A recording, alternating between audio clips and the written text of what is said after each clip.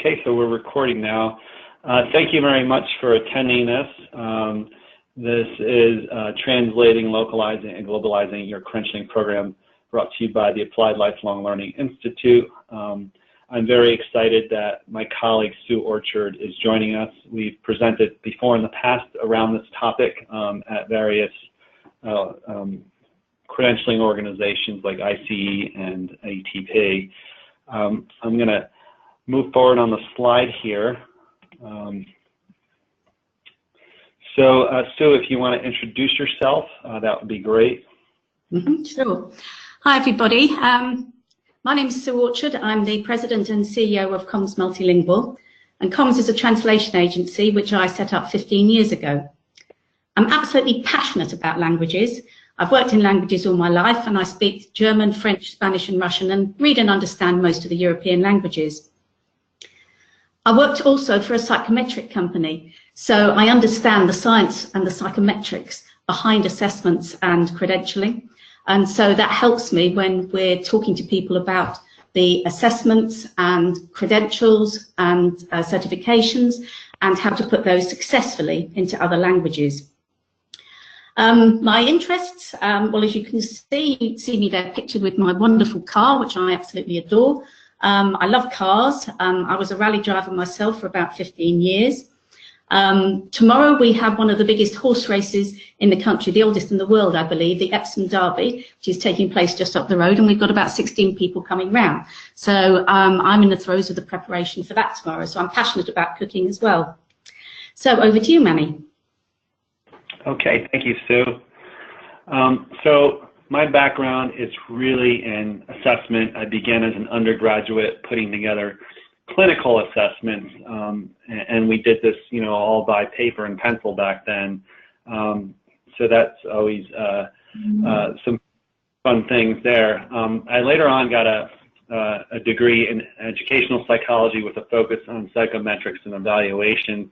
I did pursue counseling psychology, and I do have everything but the dissertation. I actually have my 3 chapters on my dissertation in counseling psychology.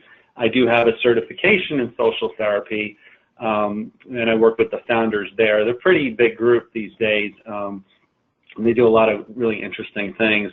I do have also a background in IT. I have a data management support from the Chubb Institute from years ago, if you remember that group, and I do have the GISF certification, is an information security certification that I think I obtained about 3 years ago. So I am very cautious about security issues and very paranoid around any way we share information, actually. I worked with a lot of groups. I found a lot of organizations. I love being a 17024 ANSI assessor, as much as it's painful on the client side, because I've been on the client side for so many years.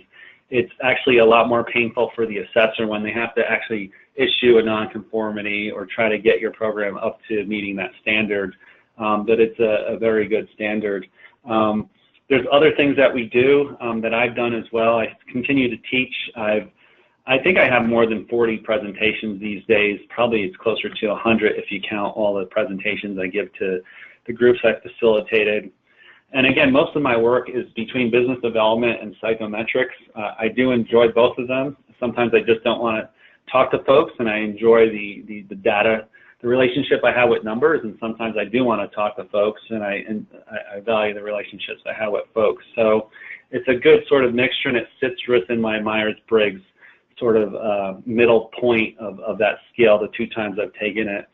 I have a lot of interests. You can read them, but I do love pizza making. I also have visited, I think, 10 U.S. presidential libraries. That's been really interesting. I don't go there to study. I go there to actually look at the museum portion of the presidential library, which is really a lot of fun if you get into presidential history. So just to let you know, there's a few upcoming courses. There's one in a few days. Again, delivering and receiving feedback. It's something that we put together here and you could go learnfeedback.com and actually take a demo of the instrument. It's called Australia Feedback Inventory. It measures how people deliver and receive feedback on an effective scale. So it's been very interesting. We have some things around accreditation, and 3 of my colleagues will be joining us on that. I'll have more information on that later on. And then in August, we're going to talk with one of my colleagues that I work with here at AIR, Dr. Rita Dykstra, on personality profiles that he used for your certificates or credential holders. And we have a lot more going on throughout the year.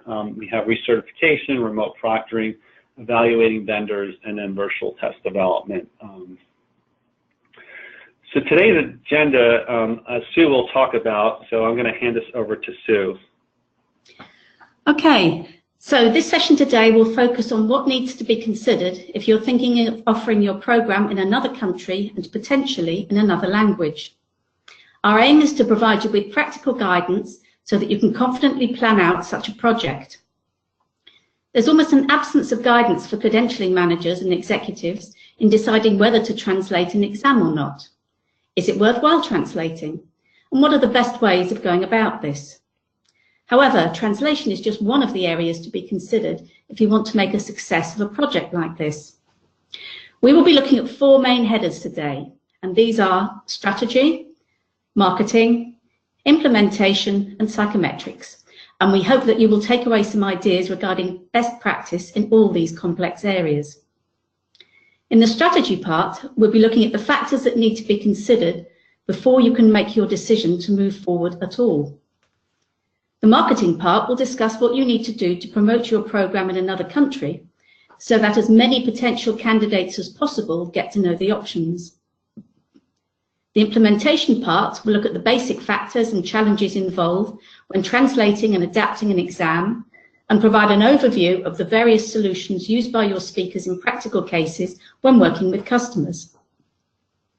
This section will also look at some of the many other areas that need to be considered, such as project planning, security, technology, payments, accreditation, and customer service. We'll finish up by looking at the psychometric aspects and how to ensure the equivalence of an exam in another language.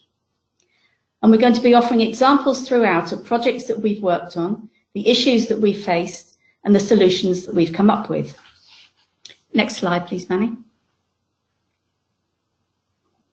Okay, so what is the current situation? Globalization and internationalization are driving forces of change that will increasingly impact virtually every profession.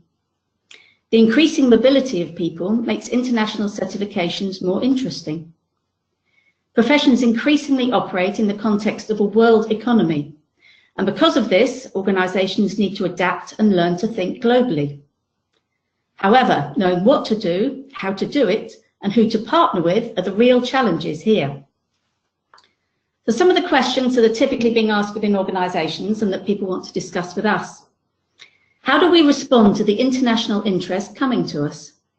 How do we ensure that value is increased for all members? How do we ensure our program is relevant abroad? What countries or regions should we look at first? What types of resources and partners will we need? Has interest been expressed in a particular country in our tests and certification? Do we already have members there? What do our members want and need? And what do those who employ them want and need? And who will be taking the exam or test? Thanks, Manny. Okay, you need to ask yourself first, what is the vision of our organisation? You need to understand your value proposition in this ever-changing environment and to have a strategic plan for your organisation showing very clearly the goals and the measures of success. One of our customers, the Association of Accounting Technicians in the UK, was approached by an organisation in Saudi Arabia who wanted to use their accounting technician exams for their own students as they didn't have such a programme available in Saudi Arabia. The new approach would involve translating the exam into Arabic, and when we looked at the exam, there were a whole lot of issues to do with how much should be localised and adapted to local circumstances. The first thing for the AAT to consider was whether offering the exam in Saudi Arabia in Arabic would fall into their overall strategy. One of the things they looked at was the area of competition. So you need to ask yourself, do we have competitors? Where are they active? Taking your tests into other countries could give you a competitive advantage. However, the process of internationalization is complex and quality is key, and you mustn't underestimate all the steps and the time required to make this a success. If you do get it right, it opens up many more opportunities for new markets and new products for you. So you need to be looking for areas and places where there is a clearly defined but as yet untapped demand. For the AAT, the Saudi Arabian project provided a golden opportunity for them. Thanks, Manny.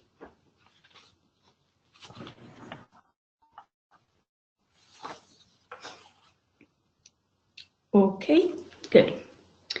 So it's very important to plan for success. Many people have said to me that they've had a test or assessment translated and it wasn't a success. However, you can't just translate something and sit back and wait for it to be successful, because honestly, it won't be. There are lots of internal and external steps that need to be taken in order to ensure success, and translation is just one part of the whole process. If you're thinking about expanding your cultural and geographic reach, in-depth research, solid planning, and complexity management are required. The very first thing to do is to conduct an opportunity assessment and a rigorous feasibility study, and that's exactly how AAT started. The opportunity assessment looked at the competition that's out there and whether they would be competing with established players in a particular market or not. This research will also consider the needs of the employers of your professionals and where and what their requirements are. An analysis of all the stakeholders involved and their requirements and issues should also be included. The feasibility study will look at the key elements involved, and this will help you to select the right market and the right timing for your organisation. Any feasibility study should be conducted with the help of local experts, potential partners, etc., as you will need people on the ground in a particular country to help you with the whole process. The market research should identify markets for current and future growth. For example, does the target market have the necessary volume to ensure success?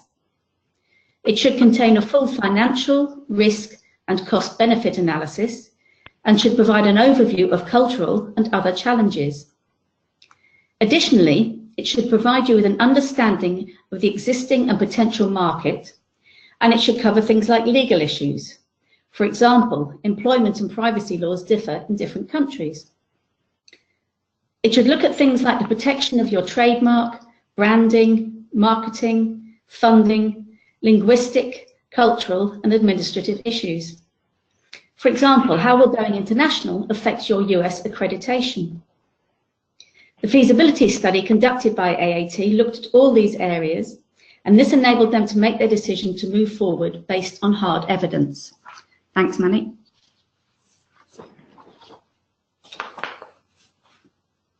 So one of the areas you really need to watch out for is the name of your brand. You don't want to launch your assessment in another country and then find that the brand name or acronym has an unfortunate meaning in that target country. Japan's second largest tourist agency was mystified when it entered English-speaking markets and began receiving requests for unusual sex tours. Upon finding out why, the owners of Kinky Nippon Tourist Company changed its name. Thanks, Manny.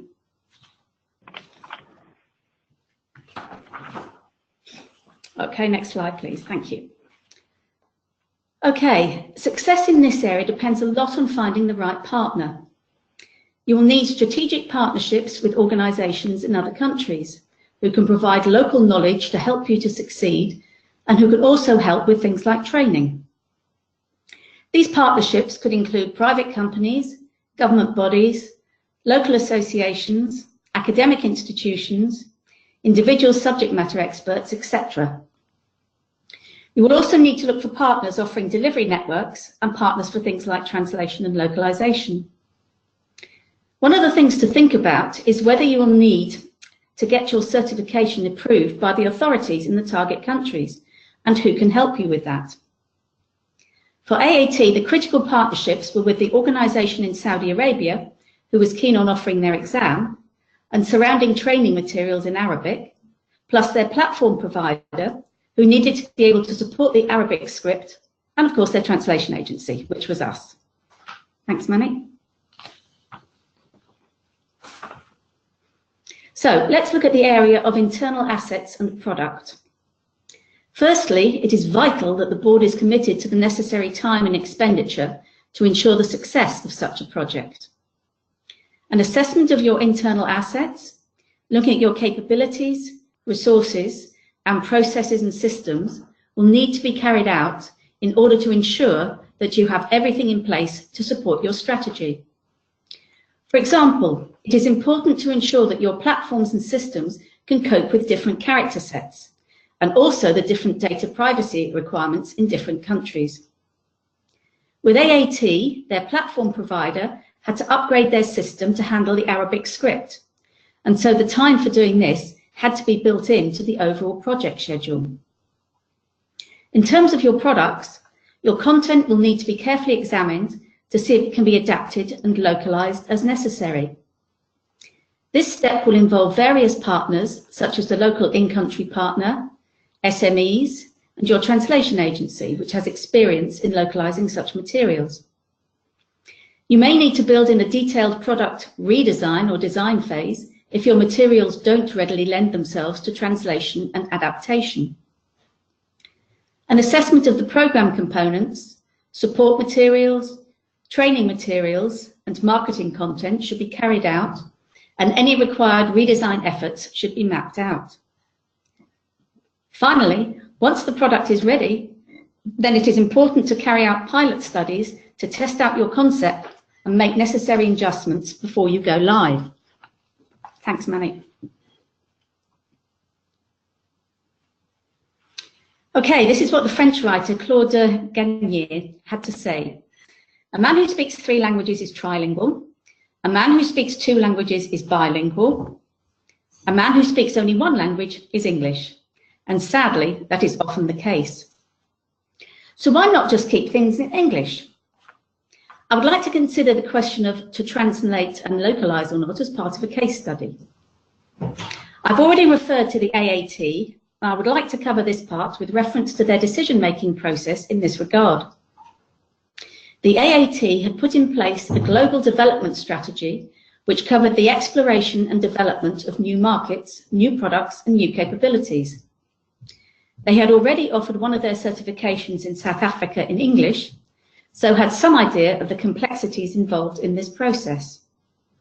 However, there is a world of difference between offering an exam in English in another country and offering it in Arabic. So the first question they had to consider was this: should we keep our certification and related materials in English or have them translated? After all, doesn't everyone speak English? Well, yes and no. And here's an example of something that didn't mean quite what they thought it would mean. Thanks, Manny. This was seen on a Moscow hotel room door. If this is your first visit to Russia, you are welcome to it. Thank you.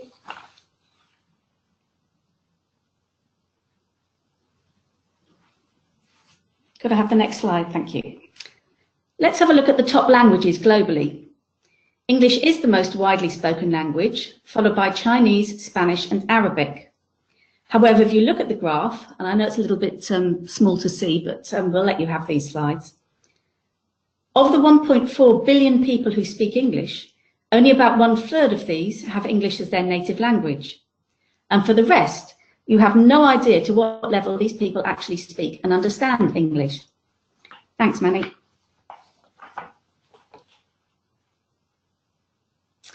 So here are some of the areas to consider when you're thinking about whether to translate or not. Take a good look at your body of knowledge and see whether it can actually lend itself to translation and adaptation. For example, some scenario-based exams may not be culturally appropriate. You may need to look at creating more items that are more neutral. What is a large enough critical mass of candidates to make the translation process cost-effective? If the exam is kept in English, how may this affect the results? Do people have the right level and understanding of English to do the test? And what are you actually testing? You're not testing a person's knowledge of English, you're testing their professional knowledge and skills. By offering exams in a person's native language, it means you have a much larger candidate pool.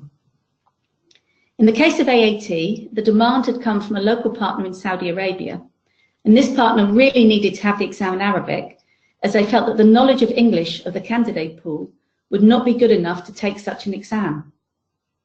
Additionally, they decided that translation needed to be considered as part of their broader strategic aims in terms of both the revenue and the global reach that it enables, rather than just the cost that it incurs. So translation can play a critical role in augmenting your position as a leader in your field and in broadening the reach and appeal of your organisation.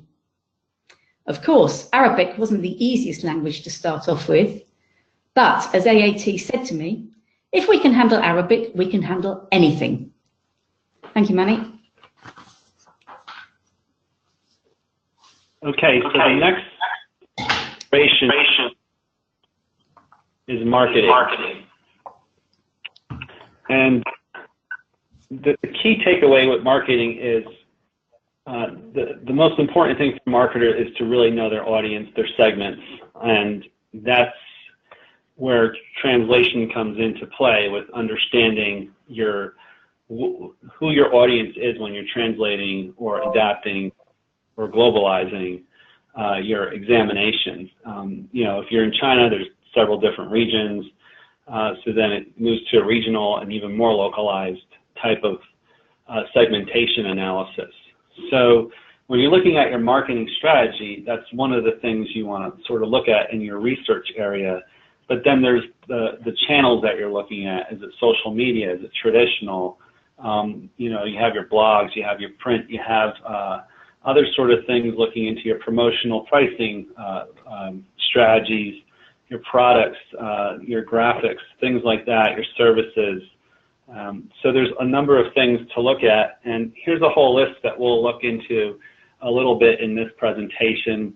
I already talked about a little bit segmentation analysis, but with international and global positioning, you really want to have a good knowledge of your collaborations, your partners, and your joint ventures. They're really going to help you move your product a lot better and have more intelligence, obviously. And then you want to look at the motivational or product purchase intent, those sort of things.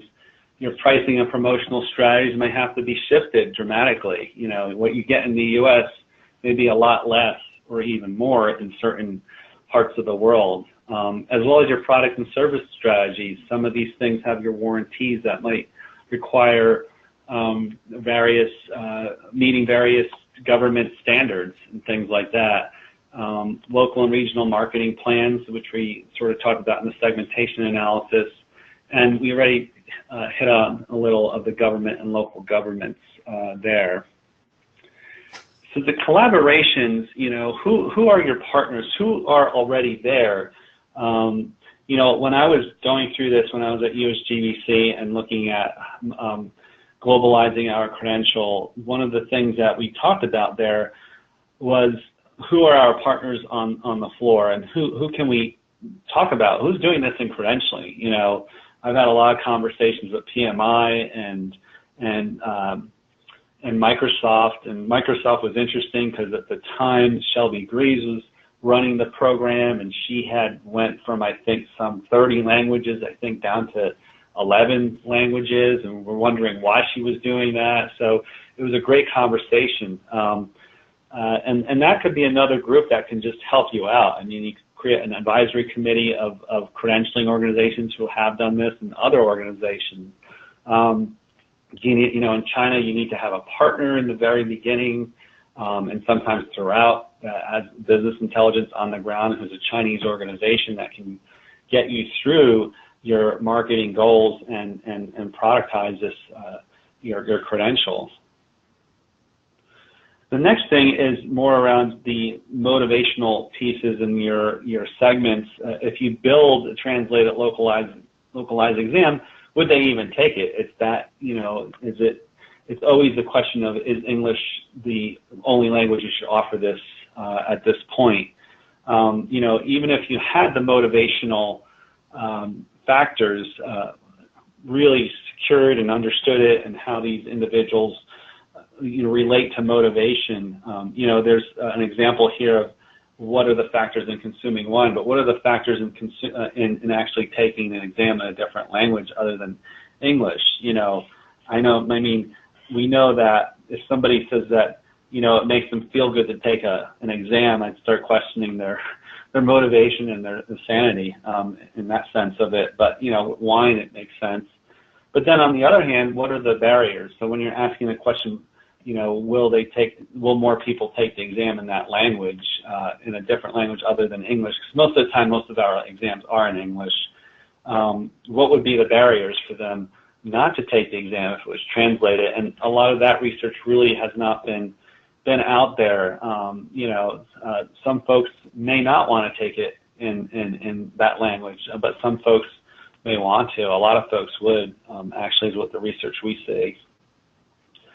There's a lot of localization happening. This is a Chinese area, and the higher incomes are actually in the western and coastal areas of China. So when you're going out to market something, why would you be in a rural area? Just like in the U.S., why would you put all your marketing efforts to Bushnell, Nebraska, where there's, I think, 70 people that live in that town, and really the major city closest to it is Cheyenne, Wyoming, and there's really nobody in that area.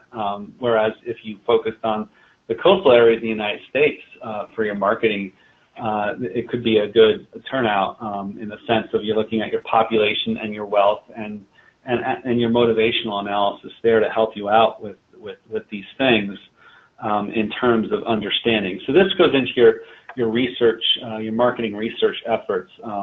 And a lot of the more organizations are more mature in globalizing their credentials, like PMI and Microsoft. Hopefully I can borrow them as examples, that they probably have a lot of intelligence around that if they're willing to share that, whether it's informal or formally. Looking at governments, there's so many different things to consider. Government sometimes actually pay for the credentials. Sometimes they're very involved. It has to be approved to be credentialed. In the United States, we have licensure that does that, but there's more and more traction. Just, I believe, that Mississippi thing that went on a few weeks ago, where they were requiring that they go through a very similar licensure process certification.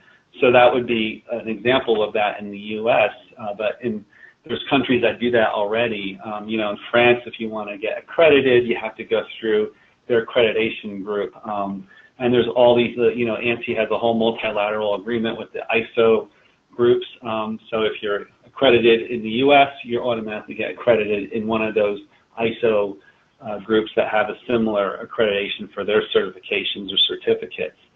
So these are the things that you sort of have to keep in mind, what's going on with the local government. What do they do? I mean, some groups are more religious, so you have, items that are religiously offensive to that group, that particular group, or culturally, or ethnically, or anything like that. And it could be something simple like a picture of a female that doesn't have a covering on their, on them, and that could be considered offensive. And that's an example that did occur to me many years ago. The implementation of a program, here's all your considerations: the project plan, the technology, the test security policy, test site proctoring policies, international accreditation, customer service plan, technology supports, payment systems, staff, accommodation, exam program materials, translation, adaptation. There are a lot of things to consider when you're implementing your translation. It is somewhat resource intensive, and it's also costly. So those are things to keep in mind. And again, it's always great to have a conversation with another credentialing organization that has gone through this, and particularly if they've gone through this recently. It's just a lot of things to consider. Your project plan is a typical project plan. You have your constraints, you have your timetable, you have your aims, you have your scope, you have your resources, requirements. Those are the big pieces of it.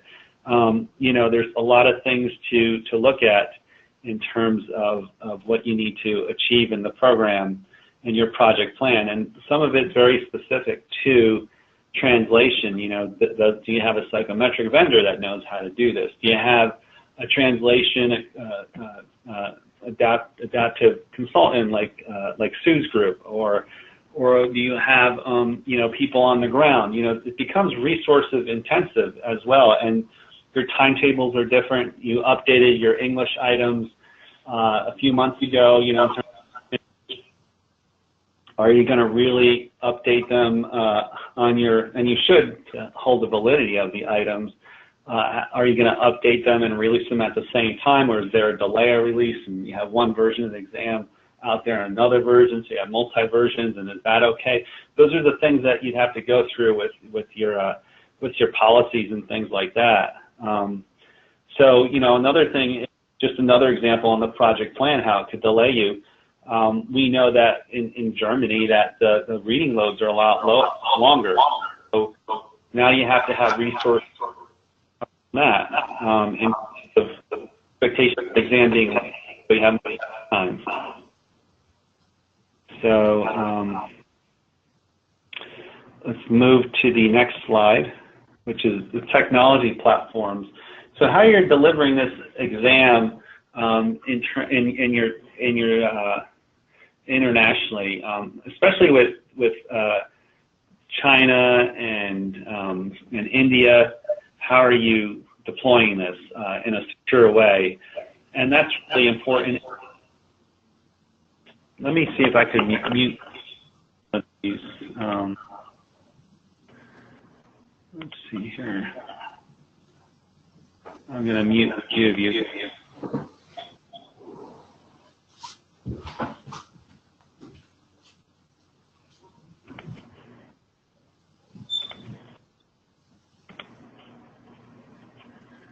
Okay, hopefully that's better.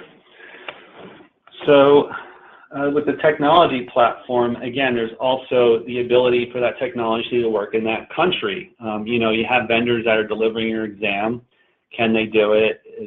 Are they doing it in a way that's effective? Is it secure? Is it integrated with other technology? How long does it take you to get the data that you need, or the score reports? Those sort of things. And then you have the piece on security as well. So there's just a lot of different things to consider. You know, you have, it's just another sort of thought and consideration in there. Your test security policies, you know, I love this sort of example. It always makes me chuckle.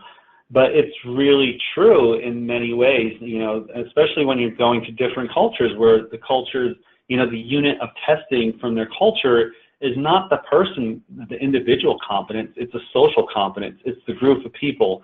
We have a task and we're going to do this task together, and that's how we ensure quality and getting and efficiency and things like that. Whereas a lot of times in Western cultures, it's more at the individual level. Can the individual do that particular task? So there's this collectivism versus non-collectivism culture, and that influences whether we cheat or not on an exam from an individual point of view. So it's acceptable in their culture to cheat. So that's why we see a lot of cheating in India and China. And there's a lot of different ways to address that. For instance, there are a few groups out there that only have a one-day window of the exam, and then they destroy the exam in China and India, and they have their own individuals delivering it by hand, the examinations, or they have people that are US-based go with them to making sure that the exam is not compromised when they're actually physically delivering the exam on the trucks and things like that, so that they don't go missing and things like that. So there's no incidences. So we'll move on to the next slide. So there's a proctoring practices. Do you need more proctors? Do you need to vet more folks, have a better vetting system in the areas where there are more security breaches in like China and India? Do you also need to train and monitor the proctors differently? Do you need more real-time sort of training and real-time monitoring, and as well as cameras and other equipment to see what's going on, in addition to individuals being proctors in that room, and how many people are assigned in that room if you're giving the exam that way, or in a test center. Are there ratios to proctor to candidates sufficient to ensure the security of the exam? And those are a lot of things you have to consider, because you're in a different region of the world, and so there's a lot of different other sort of logistical things that have to be checked off. So accreditation, is interesting for organizations who are there seeking it and have the international piece. From a psychometric point of view, it's really adding your analysis across those regions and adding that column, as well as doing certain things like diff analysis to look at the differences between your examinees on the translated examinations and see if there's a different, really statistical difference between those areas. Do you have, the other thing is, demographics on your translators now that Sue's team's doing. There's looking at adding more checks to your international global strategy and policies around that, and making sure that you have that data for the accreditation bodies. And again, it's another sort of additional thing you need to do if you're going to translate and to meet the accreditation standards. And you have to consider those regions and countries, and again, there are also accreditation bodies that exist outside the United States. So is it better to do something that's not ANSI and falls within an ISO world, so it can meet the multilateral? That's a strategy, a conversation you need to have. NCCA tends to be a national credential, so really the ANSI 17024 certification standard is one of the few that are international. NCCA has just begun that piece of falling within an ISO standard as well. So that's something that you might want to consider. They all need to do their diff analysis and some psychometric things as well. And we'll talk about more of the psychometrics later on. In terms of payment, how are you going to collect the money at the end of the day in a legal, convenient, and secure way without giving out the exam for free? And there's all these security issues. We have the router issue going on in the U.S. with the Russians sort of putting malware so that they could collect information on a lot of the routers that have information going through that. So, you have these payment systems and test centers. How do you know, or within the clients as well, and they're going through these foreign or international systems, and how secure is it? If there is a breach, do you have a policy in place for your incidents? Again, this is your security policy that goes into these sort of things. What are the the laws around taxes and fees, and who do you have to pay? And then the antiquated, some of these technologies are antiquated. Like, are you still paying by check? Can they still pay by check? I mean, is that something you want to include or not include? If in the U.S. you're just only using credit cards. Now, I don't know any group that's only using credit cards, but a small group might want to do that. So that's more considerations again. Your customer service is another sort of area to look at. Can the customer service staff, are they fluent in those languages that you're delivering to? How many languages do they have to be fluent in? Should they also be fluent in English only? How do you train them to deliver the same message? Are they meeting the qualities? Are they, there's hiring issues too in these different countries, and there's also different types of practices within HR. So there's all these sort of things now you have to consider within your customer service world. And again, we're trying to find customer satisfaction, that they're answering things as best to their knowledge. Your customer service team, when a candidate asks a question, are they pointing them in the right direction? Do you have a website set up for the technology? Those sort of things. Did you translate that? Those are all the materials, and we'll get into that, what materials need to be translated and adapted. So then there's the internal staff capability. So this is just Amazon's marketplaces. And, you know, they have 178 different customers, well, 178 countries where customers are buying their products. And, you know, there's only 10 fulfillment centers that they have to really work on all this. So, well, they have 89 fulfillment centers, but they have their headquarters in different areas. So again, how do you build this capability? You know, can you do it? 178 countries.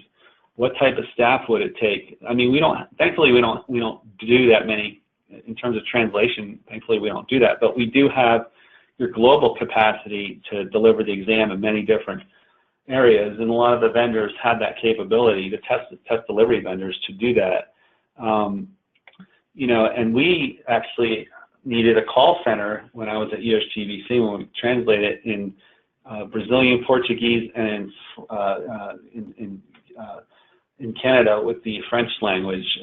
So there were areas that we talked about. How do we do that? Do we translate? Do we work with the call center that we have in Virginia to deal with that, or do we, you know, and hire people who speak, you know, fluent in those languages and train them up that way, or do we hire them in the native country? So these are all these decisions that make it, you know, another sort of tier of complications. If you didn't translate, then you would have this issue, but then you could be losing revenue as well. And then there's other mission sort of things, you know, growing the product and growing your network as one of your, you know, areas of growth in terms of your mission statement.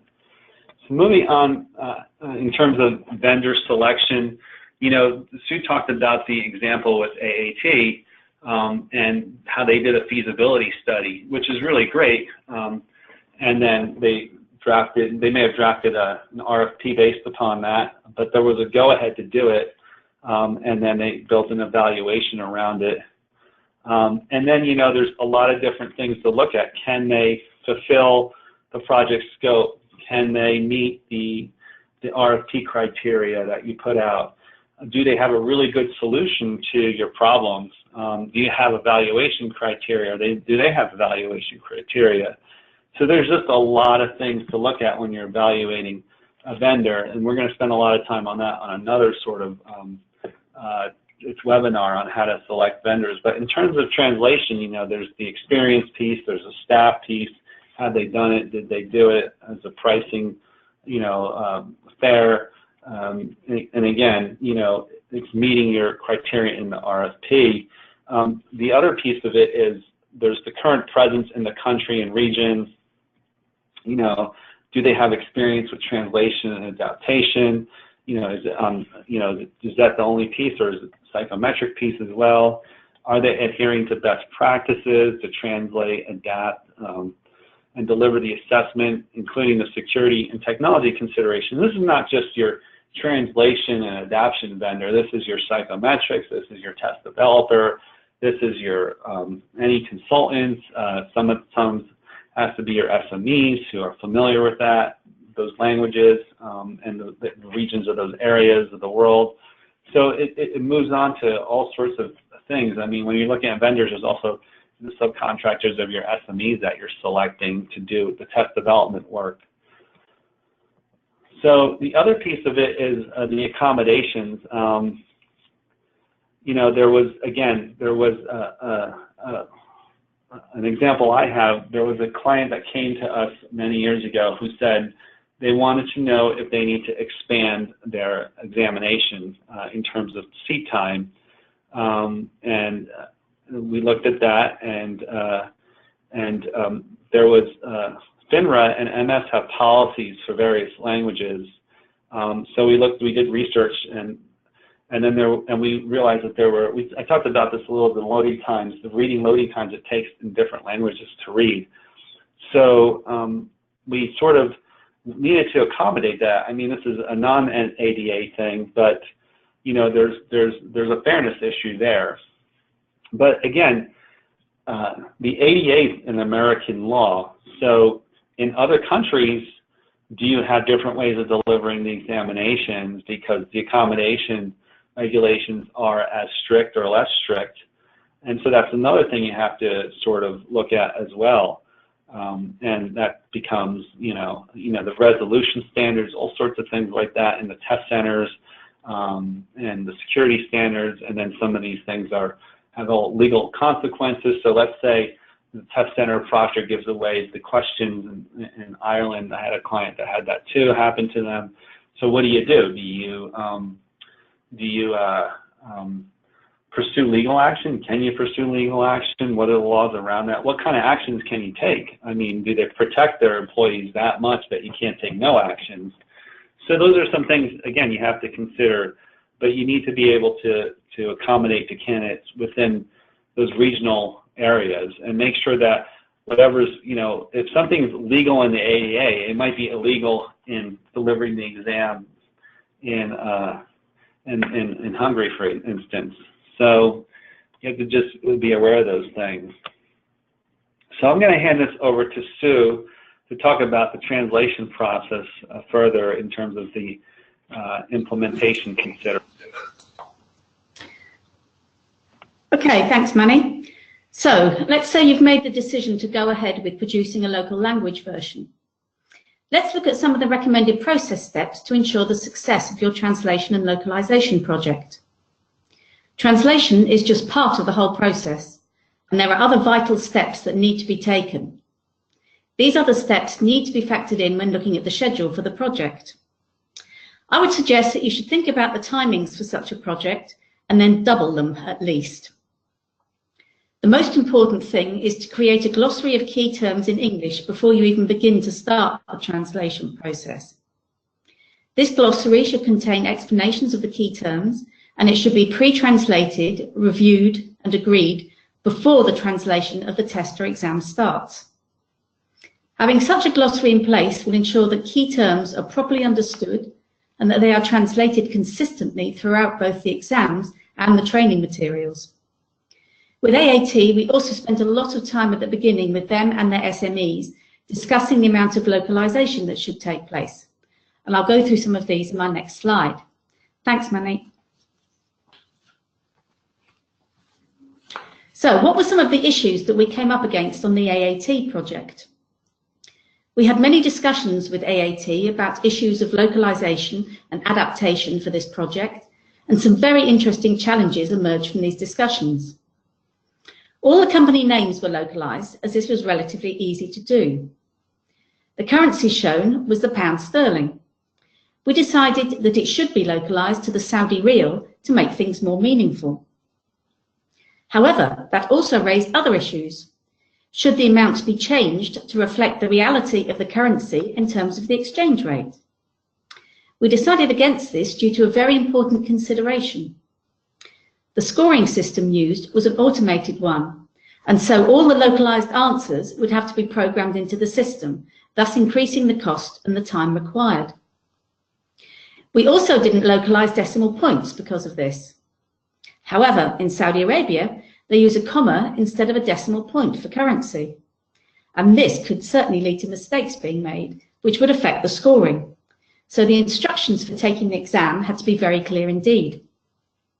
Another discussion we had was to do with capitalization, as Arabic doesn't actually have capital letters. One of the statements said, please choose only one answer with the one in capital letters. So how should we make this emphasis in Arabic? We couldn't put it in bold as some of the questions were in bold already, and we couldn't underline it due to the nature of the Arabic characters. We also couldn't make it in a different colour in case someone was colourblind, and we couldn't use italics as they'd already been used elsewhere for a different purpose. So in the end, we decided not to have this emphasis in Arabic. So as you can see, there were a lot of things to be considered, and I've only listed some of them here. Thanks, Manny.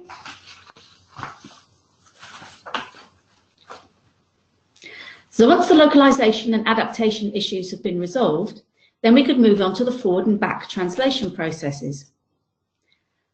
So why back translate? Back translation is a very important part of the whole process, as it can catch issues with the translation. Now, we do only recommend back translation for the exam part and not for any of the other items that may need translation. Some people do decide not to carry out the back translation process if they have their own proven native speaker SMEs in place, and that can be a consideration. Thanks, Manny.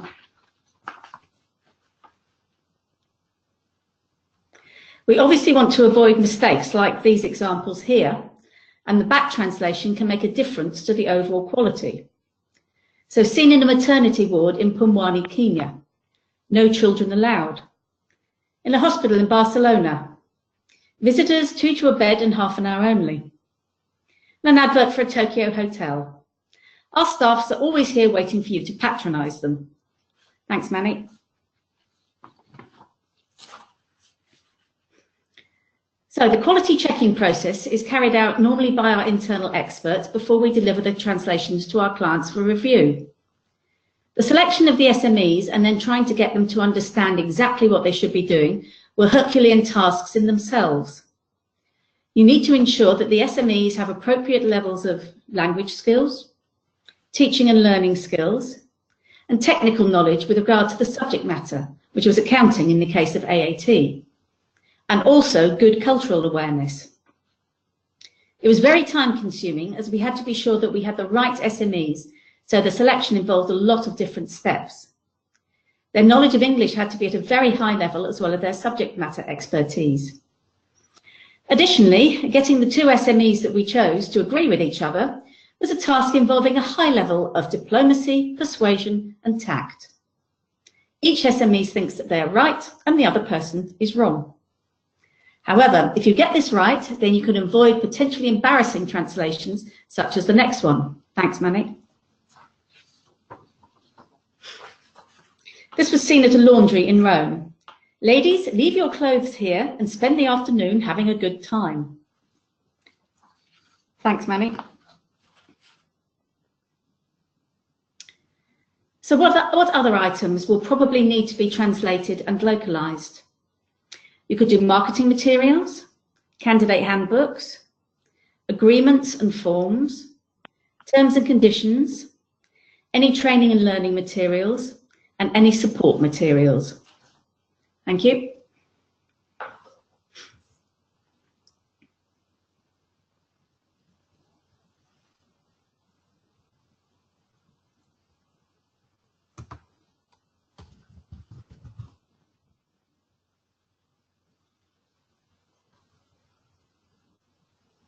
Oh, sorry, I was on mute. So what we're looking here is how you develop a technical support plan. So can the test centers be serviced properly? We earlier, and then if there's a disruption to any of them, how does that happen? What's the incident handling steps? You know, there could be, the government has decided to shut down them. Can you reschedule the 1,000 candidates that you had? How do you cope with, you know, the time differences in your technical support group when you have technical issues happening? That's why policies are really important, because the leadership might not be up or around to make those decisions. So you really have to rely on your incident handling policies to deal with this, and that's why you need a technical support plan or an incident handling plan for these things. So those are the implementation considerations. We're going to move to the last section, which is psychometrics, and I'm going to really keep this as high level as possible, not to go into the details of what I do in terms of the data. So the psychometric goals, as you know, is related to ensure that we're measuring what we're supposed to measure.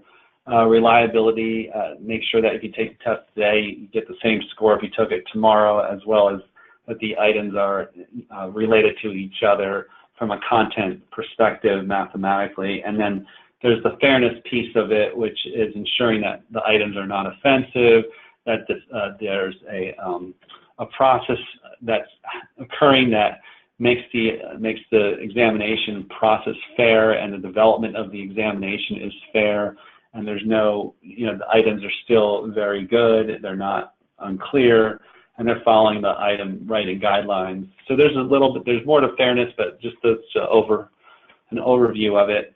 We use the VRF score, which we actually created. The validity, reliability, and fairness, obviously we didn't create, but we put these all together. And what we try to do with clients is to get them to almost 100, where they don't have that many threats to the score. You know, we're probably somewhere between like 75 and 100, you know, because there's always threats going on to what can, you know, bring down the validity, reliability, and fairness. And that's what psychometricians really manage all the time, is that risk. And most of us like it, you know, we're probably around 80 to 100, maybe 75, most of our programs.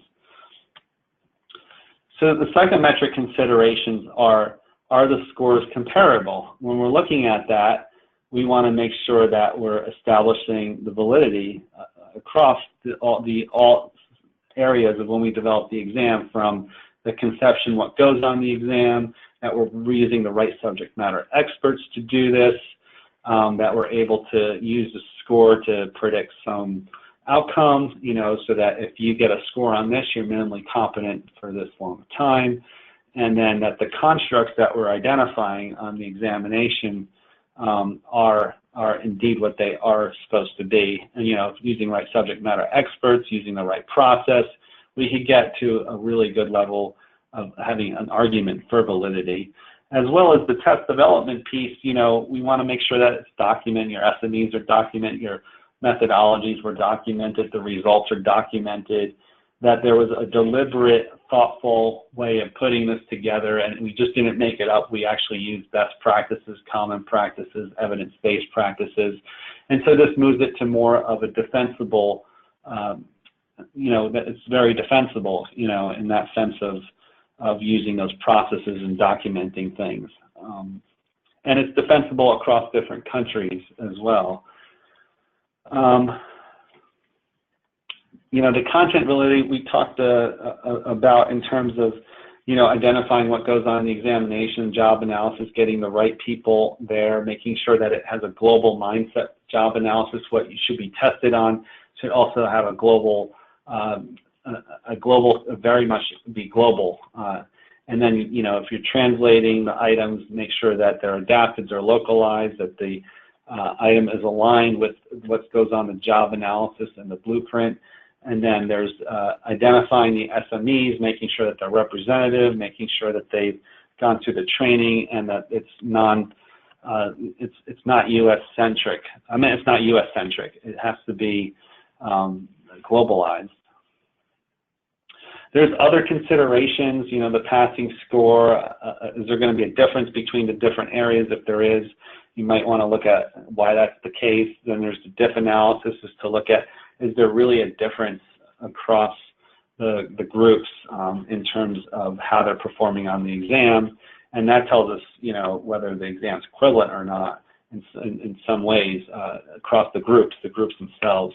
And then there's the drift analysis. You know, one simple example of drift analysis is, do the item difficulties change? The percentage of people answering the question correctly, does it drift from one group to another? You know, here's the target population, and here's, you know, the source population. Again, you want the same construct, same job description, same requirements, same expectations, same predictions. You know, if we wrote an examination for a pilot's license, is it the same license or a car or driver's license, the same sort of exam for this state to the next state, or is it really equivalent or not?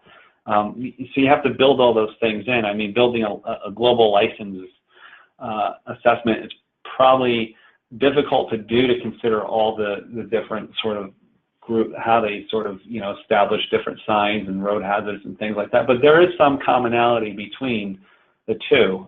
You know, you could use just kilometers in the U.S. maybe, or things like that instead of miles.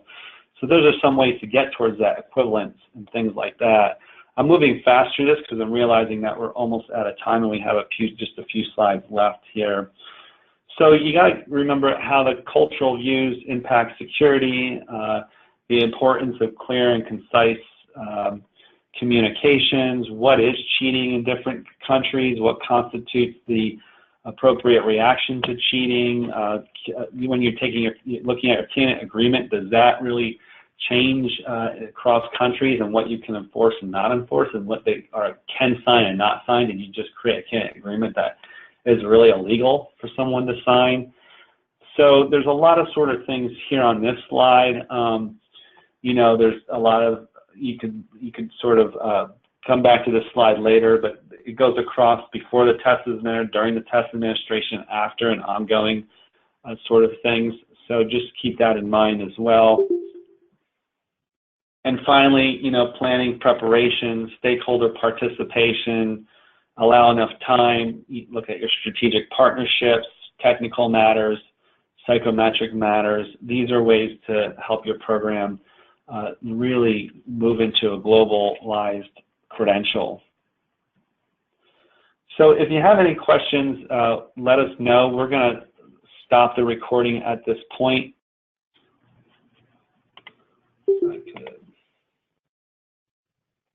Okay, well, Sue, that's it. So thank you so much again. Yeah, thank you for listening. Yeah, thank you very much again. Do the recording shortly.